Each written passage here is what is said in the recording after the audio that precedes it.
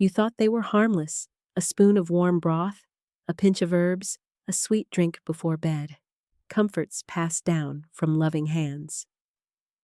But what if those same cures carried a shadow? Hidden in the roots of family tradition are remedies born from superstition, desperation, and sometimes death itself. Welcome back, Darklings, to the Silent Lodge. If you enjoy uncovering the eerie truths behind everyday life, make sure you subscribe. There's a whole cabinet of strange histories waiting for you. We all remember being sick as children, curled up under blankets, skin hot with fever, listening to the sounds from the kitchen. Then came the aroma of something familiar and reassuring. Chicken soup. Gentle, steaming, the food equivalent of a hug. For generations, chicken soup has been the go-to home remedy. It soothes the throat, sits lightly in the stomach, and somehow feels like it lifts the spirit. But its story doesn't start in your grandmother's kitchen. Its history runs deep into ancient medicine. Over 1,800 years ago, Greek physician Dioscorides praised chicken broth for restoring strength.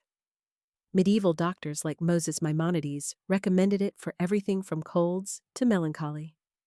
They believed it could balance the body's inner energies, centuries before modern nutrition science.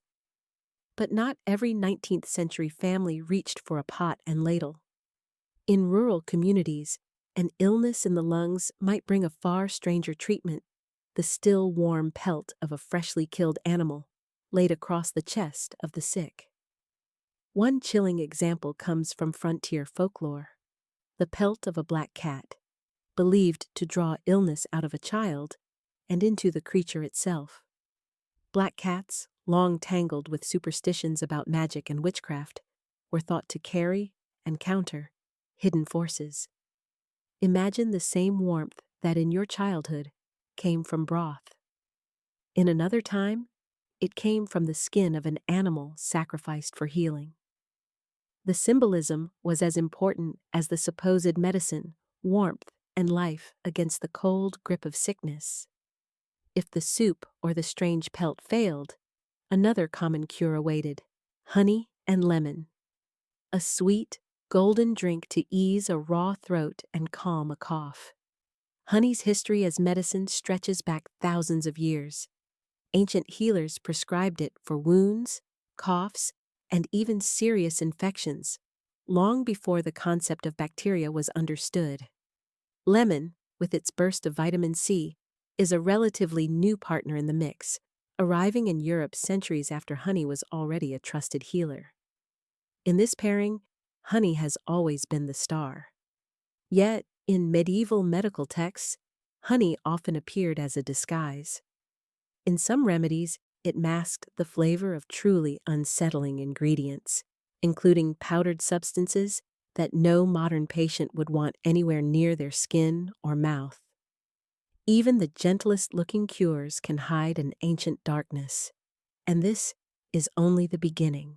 Honey may have soothed your sore throat, but in centuries past, it sometimes served a more deceptive role, hiding the taste of ingredients far less pleasant.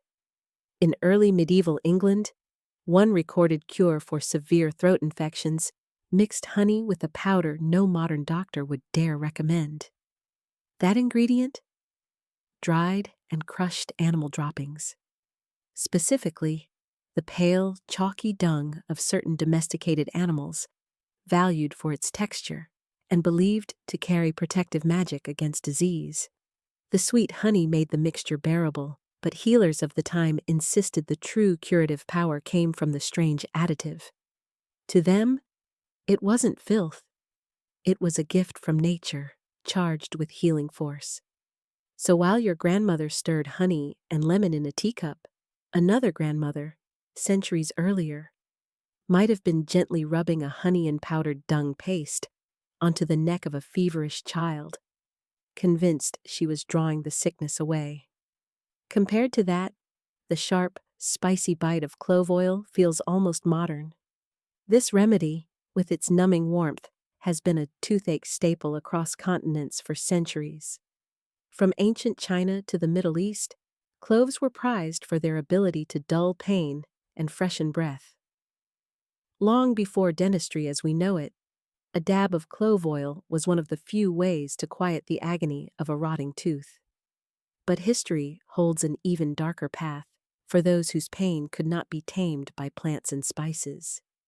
In parts of Europe, a remedy existed that reached beyond the living, the withered hand of an executed criminal. The idea was simple, in a morbid sort of way. Touch the afflicted area, a toothache, a wart, or even a tumor, with the hand of the dead, and the illness would transfer away from the sufferer. This wasn't whispered superstition. There are written accounts of such cures being performed in marketplaces, at gallows sites, and even during public executions. Some healers kept the preserved hand in their home, hidden from sight, but ready for desperate clients. To them, the dead man's hand held power, not of medicine, but of fate and finality. It's hard to imagine now. Where your own grandparents might have reached into a kitchen cupboard for a bottle of clove oil, others once reached into a locked chest for something far colder. And if the pain came not from a tooth but from an itchy rash or blisters, another folk cure waited, one far gentler and perhaps more familiar, the oat bath. Oats soaked in warm water create a soothing, milky liquid. For centuries, this has been used to calm irritated skin, from sunburn to chickenpox. Ancient healers and modern dermatologists alike agree on its soothing properties. But as with so many remedies, not every culture agreed on the gentle approach. In some traditions, curing the skin meant turning to something alive and very much not human. In some rural traditions, the treatment for a child's mouth infection or stubborn skin rash involved no soothing bath at all. Instead, it involved a frog. Yes, a living frog.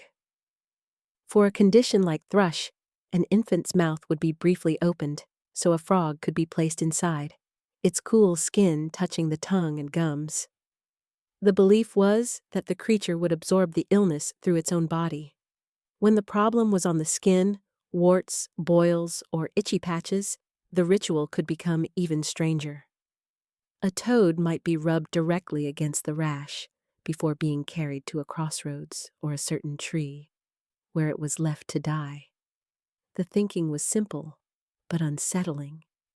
As the toad wasted away, so too would the ailment.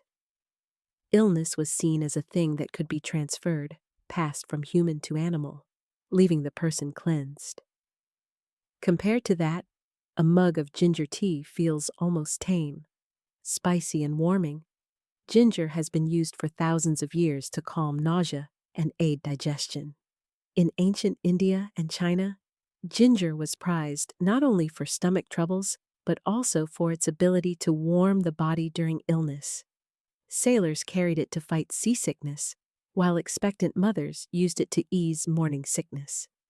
But in medieval Europe, some healers looked past plants entirely, turning instead to something far older and far more macabre: the ground-up remains of Egyptian mummies.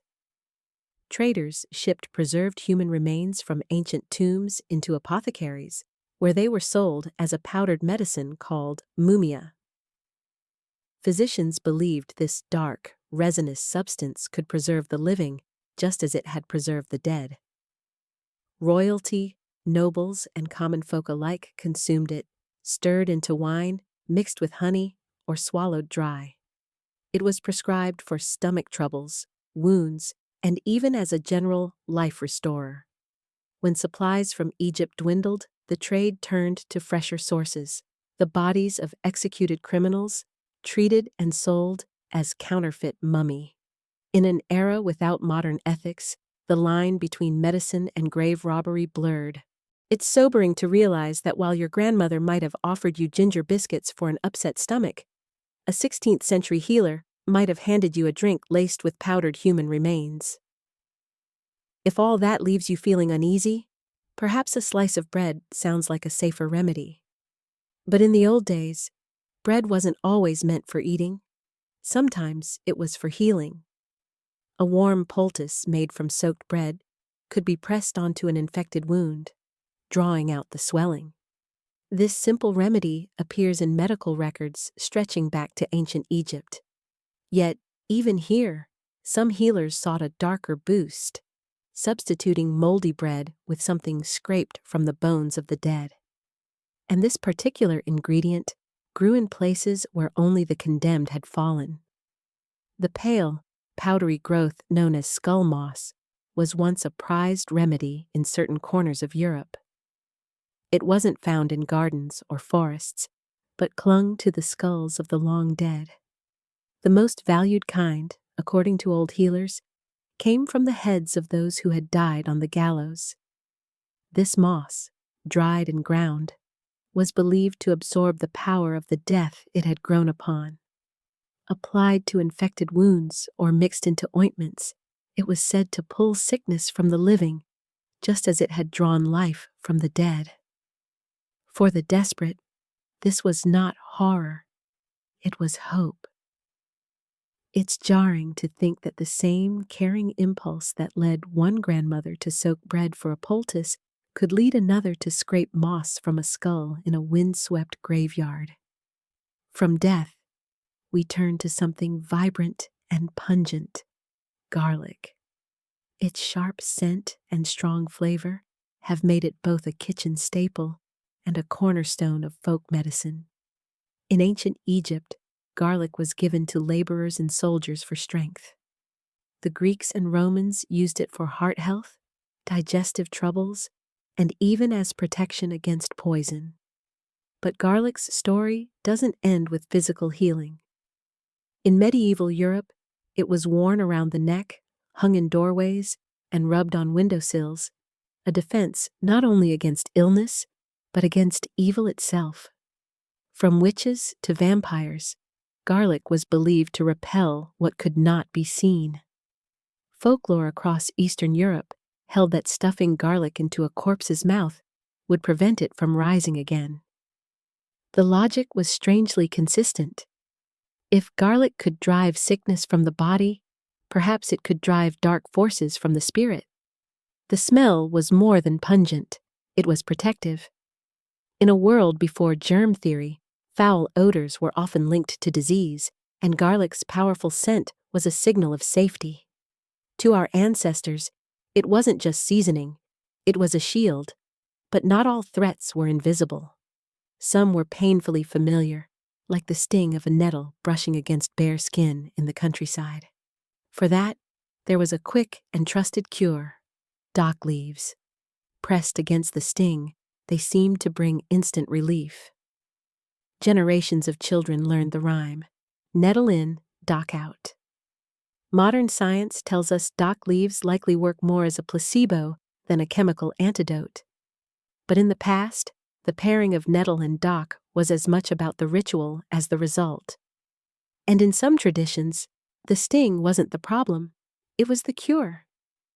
In a treatment called urtication, healers would deliberately lash aching joints with fresh nettles to stimulate blood flow and warmth. Urtication, the deliberate stinging of the skin with nettles, wasn't a punishment, but a prescription. In early modern Europe, it was recommended for arthritis, lethargy, and even paralysis. Patients would roll up their sleeves or loosen their collars as healers brushed fresh nettles across cold, stiff limbs until the skin burned and turned red. The sting was thought to wake the blood, drawing warmth to areas where life seemed to have slowed. In a time without painkillers or physical therapy, discomfort was seen as proof the treatment was working. Some sufferers swore by it, claiming relief from pain and stiffness after each session. Others no doubt dreaded the sting, but still returned, desperate for improvement. The logic of fighting pain with pain was surprisingly common in folk medicine. If the body reacted strongly, healers believed it was driving out illness. Even today, some herbalists mention nettle's potential for circulation and inflammation, though modern science approaches the practice with far more caution. But while nettles were a cure for some, for children, They were often an accidental hazard. Running through fields, chasing friends, or playing hide and seek could all end in a sharp, unexpected burn. That's when the nearest dock leaf would be plucked, pressed to the skin, and accompanied by the quiet magic of a rhyme. For a child, the ritual was as important as the leaf itself. Folklore made these remedies memorable. The rhyme, the ritual, the pairing of plant and pain, all became part of the fabric of rural life, passed down without question. Yet, just like the other cures we've uncovered, this harmless-seeming tradition had a shadow side.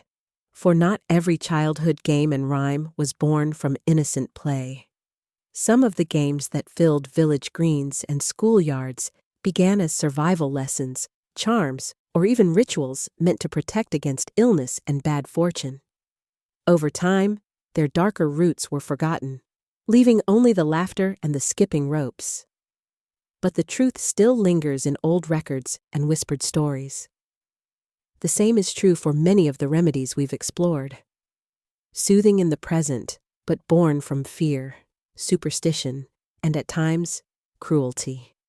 And as we move into our final chapter, we'll step fully into that shadow, where the origins of comfort and care become almost indistinguishable from the rituals of the dead.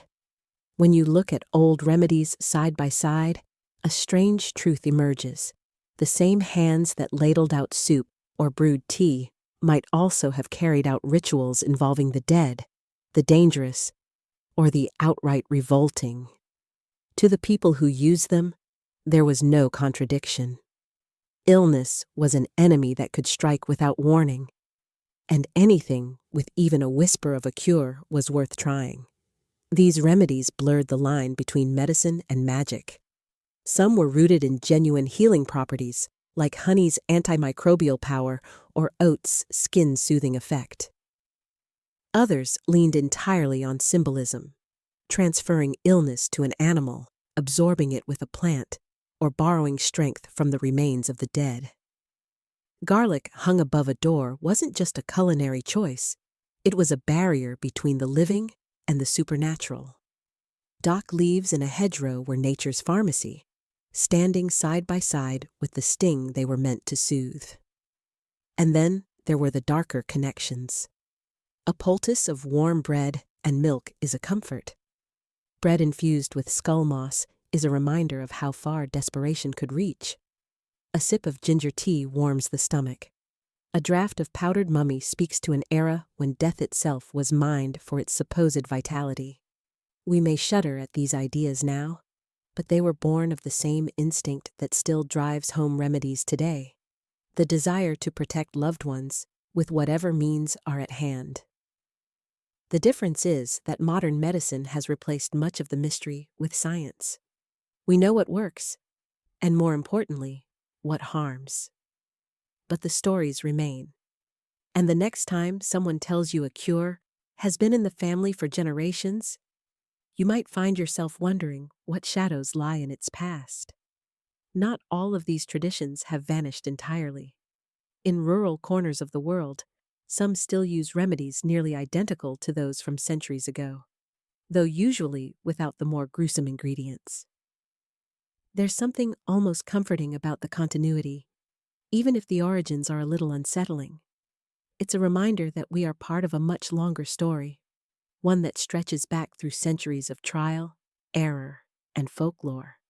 And so, whether it's a bowl of broth, a sprig of garlic, or a rhyme murmured over a dock leaf, every cure has a tale. Some sweet, some bitter, and some that cling like moss to old bone. If you enjoyed this journey into the eerie history of everyday remedies, subscribe to the Silent Lodge. Because here, the past is never quite as harmless as it seems.